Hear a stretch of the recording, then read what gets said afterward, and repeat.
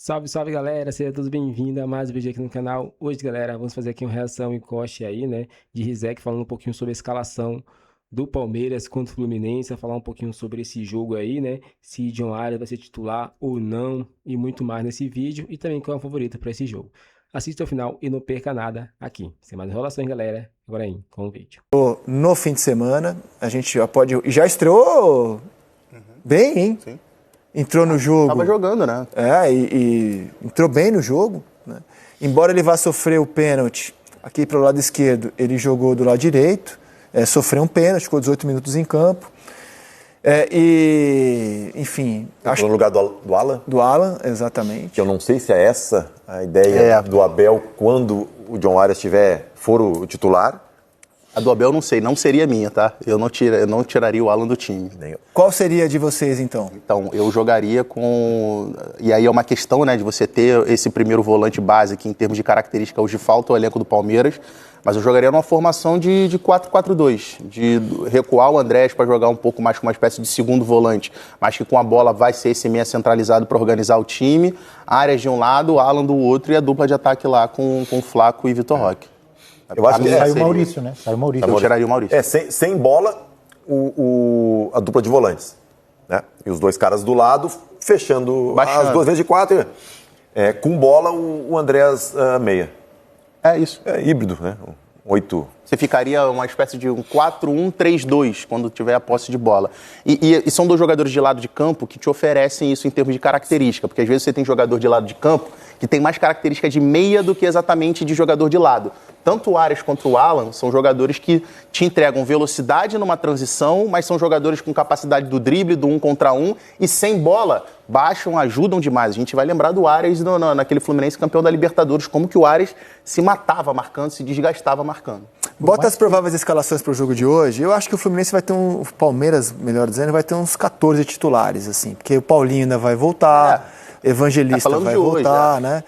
Hoje, a expectativa é dessa escalação. Carlos Miguel, Kelvin, Gustavo Gomes, Murilo Piquerez, Marlon e Andrés, Alan, Flaco, Vitor Roque e Maurício contra Fábio, Samuel Xavier, Gemes, Bernal, Freitas, René, o Lúcio e Martinelli e Lúcio, Savarino, o Serna e o John Kennedy. Né? Dois belos times, para muitos, os times que têm jogado melhor no Brasil nesse ano. O Fluminense é o melhor desempenho do Brasil. Você acha? Eu acho, sem dúvida. Até superior ao do Palmeiras. Aí vai entrar a questão que o Praz falou do Campeonato Paulista.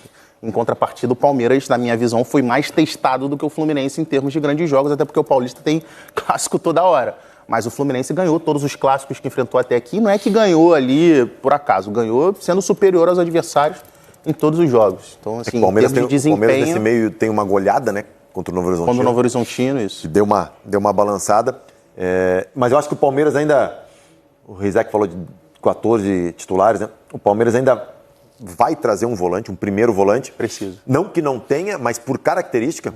É que nem tá falando do centroavante, né? Não que seja o teu titular, mas tu tem que ter um centroavante. Precisa ter um centroavante de mais presença de área. O Abel, às vezes... em finais de jogos, faz isso com o Gomes, né? Então, assim, é uma situação. A volta do Paulinho, mas daí depois, no meio do ano, a gente, de repente, vai ter a saída do Flaco. Então, assim, Mas eu tenho certeza também que o Palmeiras, esse ano, com as contratações que está fazendo e que vai fazer, não vai ter um time titular que a gente possa cravar. O Abel falou, ele fala sempre, mas falou de novo depois da goleada pelo Paulistão, como é que é o... Fugiu o nome do time agora, eu ia falar Catando Vence. Capivariano. Eu ia falar Catando Vence. Ele falou de novo que não joga só com 11. Né, e ele costuma realmente sempre fazer assim, com modificações, enfim. Tem a questão do clássico do final de semana, Palmeiras e São Paulo. Então não vou me surpreender se tiver alguma coisa diferente na escalação dele. Mas eu não me conformo, sinceramente. De poupar no brasileiro para... Eu entendo a rivalidade, vale taça, semifinal... Mas eu não concebo, cara, que você poupe no brasileiro para jogar o estadual com força máxima. Eu não concebo. Mas os jogos deste meio de semana, tanto de Cruzeiro e Atlético, que jogam hoje e eles jogam no final de semana, a dupla Grenal, joga no final de semana. Caminharam. Palmeiras, São Paulo, Corinthians, todos têm jogos importantes. Aí teve gente eu estou na contramão. Eu acho que os clubes vão poupar hoje e vão priorizar os clássicos. Eu estou na contramão. Eu concordo plenamente com você. Eu estou na contramão. Eu concordo plenamente com você. O errado sou eu acho. Os jogos de fim de semana, alguns são clássicos. Por exemplo, o Grenal. Alguns são Palmeiras e São Paulo. São jogos decisivos. Eu concordo plenamente com você, Rizek. Só que é a questão até que vocês estavam debatendo aqui ontem com relação ao Pedrinho.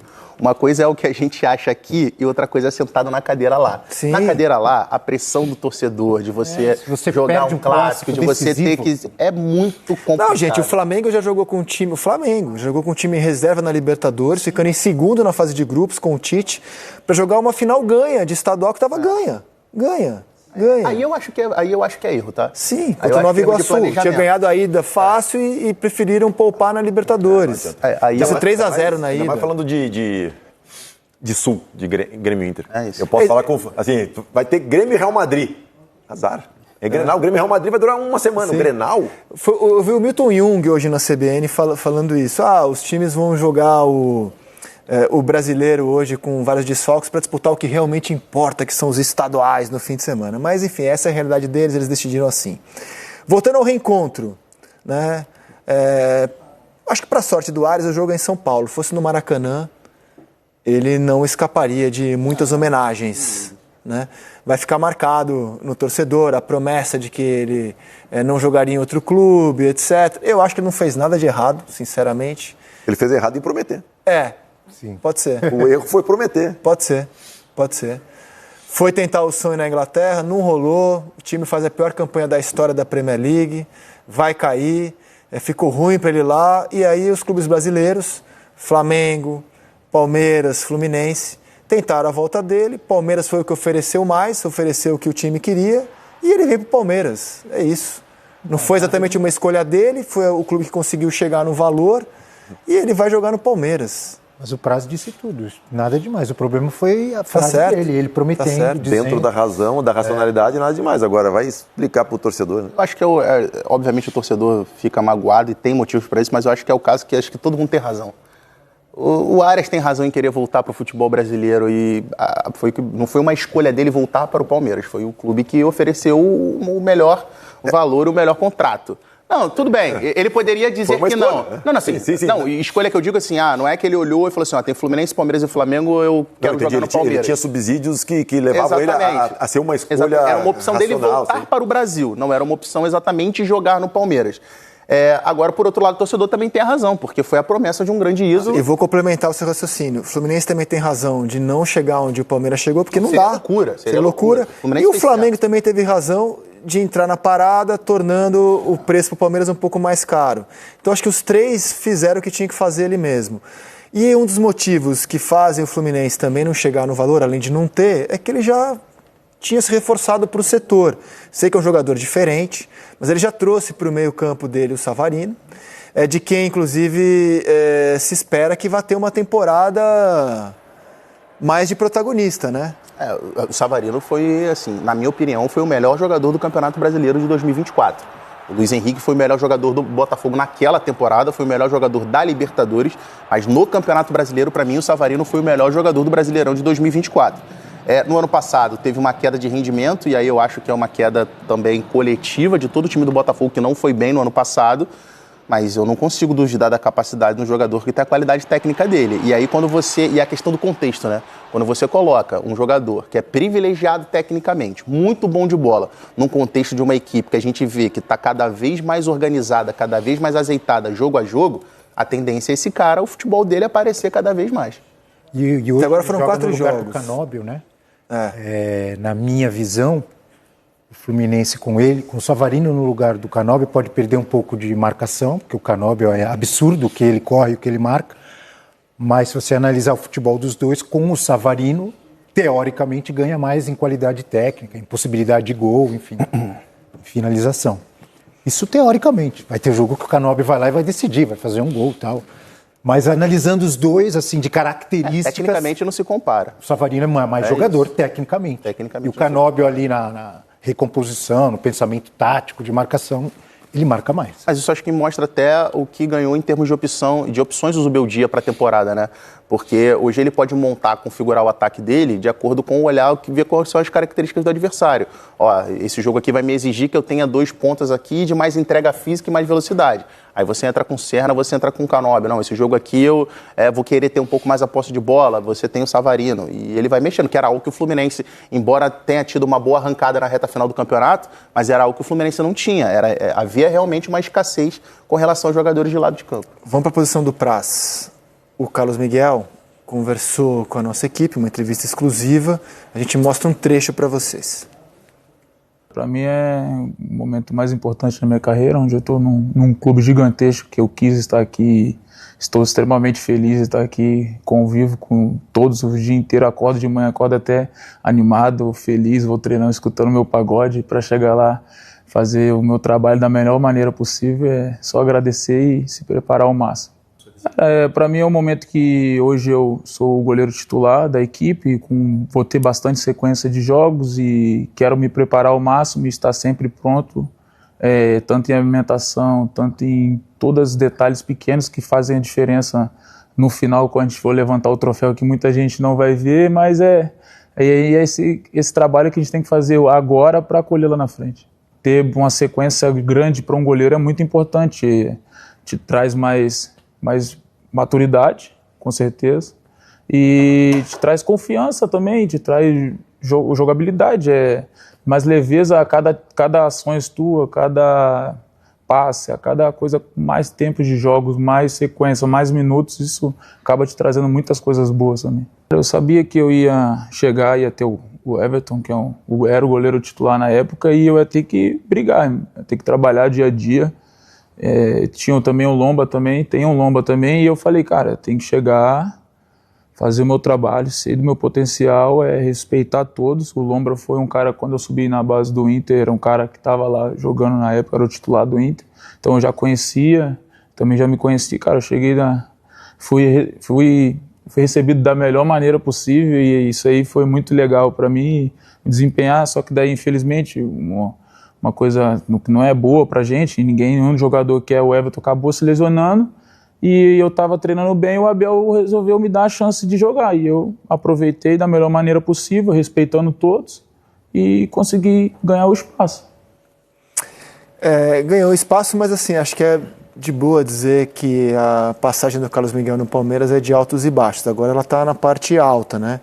Ele vem em agosto do ano passado, ele estreia contra o Flamengo no Maracanã.